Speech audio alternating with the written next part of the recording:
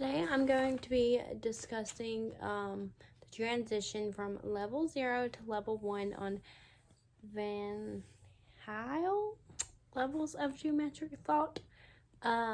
So it's very important that students progress in this geometric thought progress between each level so that they are able to develop their thinking and to understand these concepts and how to put these concepts to use when in the future when they're learning how to do different things with these shapes.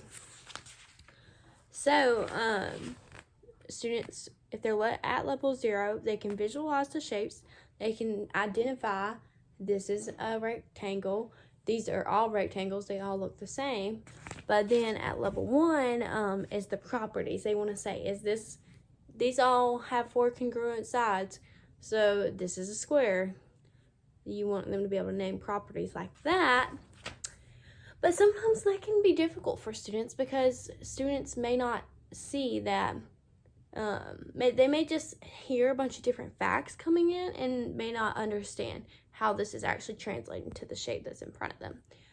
So in order to help students that are struggling with that transition and aren't just able to just look at it and be like, hey, that's 4 equal sides, that's a square, or this has 3 points, that's a triangle.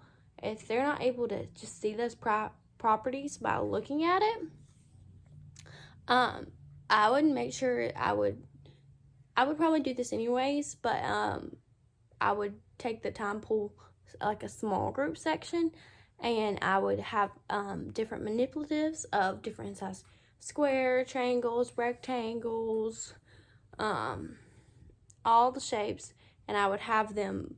I don't want just like a paper cut out of it because they can't feel this is where the corner is, this is where they meet. So I want something, for the square I might use snap cubes.